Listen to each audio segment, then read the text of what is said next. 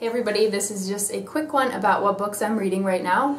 I read mostly nonfiction. I do love reading, so I read a lot, but I read a lot of different books at once and just, pick up different subjects based on what I feel like at the time. So I do have quite a few going at once. I think Alice wants to be in this one. So I'm just going to share some of them because maybe some of them will be interesting to you. So the first one is sort of the follow-up to Happiest Baby on the Block. This is the Happiest Baby Guide to Great Sleep. And it covers from birth to 5 years. So I'm reading it, just the sections mostly about napping, because Alice is transitioning from 2 naps to 1 at this point. That's how things are on the days that she goes to school, but also she started doing it before she got there. So I'm just trying to, sort of figure out how to best make that transition with her. Okay, next one is Growing a Reader from Birth. This also, I think, goes from like birth to 5 years. And it's just ways to encourage your child to really, learn to love language and books. And I realized that I had a pretty good feel for the milestones kids were supposed to reach during their first year, but going forward I don't necessarily know. So it's just some ideas for me to best, talk to Alice and different activities and stuff for her. I haven't read this one yet too much, so I don't have too much to say about it yet. So this whole video is basically just a vehicle to talk about this next book that I just found. I'm really excited about it. It's called The Complete Daily Curriculum, and it's the Early Childhood Edition. So I just happened upon this, but I love it. I want to buy it. It's based upon the idea that, people, kids, but all people really, have different areas of the brain that, engage more with things than others. So there are different intelligences that people have. You can learn best, by acting things out physically. You can be sort of a visual learner. You can learn through art. You can learn through sound and hearing, different things, right? So this book is organized. Each page has a theme or like a concept or something to teach about. And then there are 6 different activity ideas or different ways to teach about that thing. So the page that I just happened to open to was the color orange.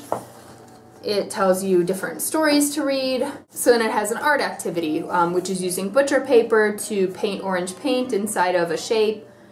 You can make orange Play-Doh that is scented, like with orange extract. I think this kind of stuff is so cool. They have an idea for a snack of carrots and goldfish crackers. I just really, really think this is exciting.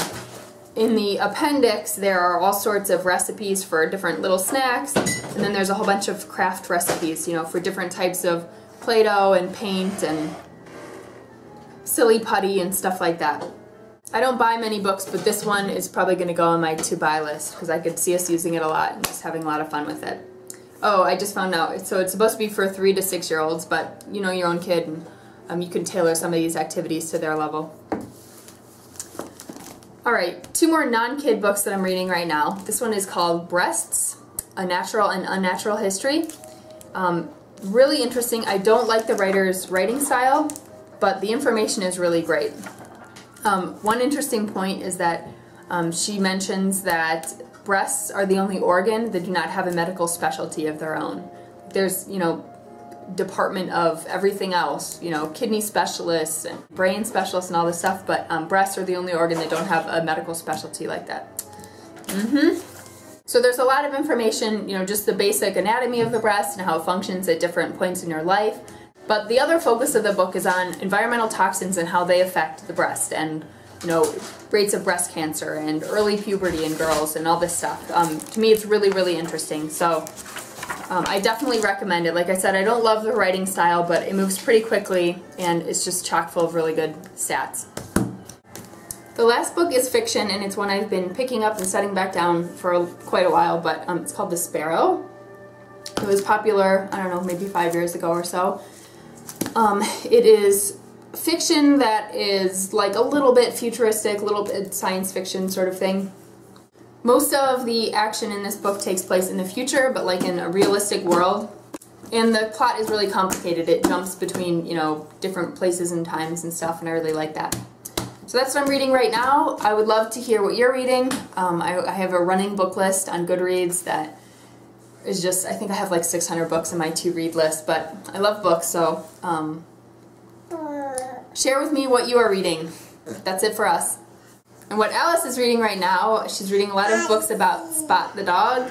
She's reading a lot of books about animals. She's learning some colors in Spanish. Okay. Yep, she's psyched.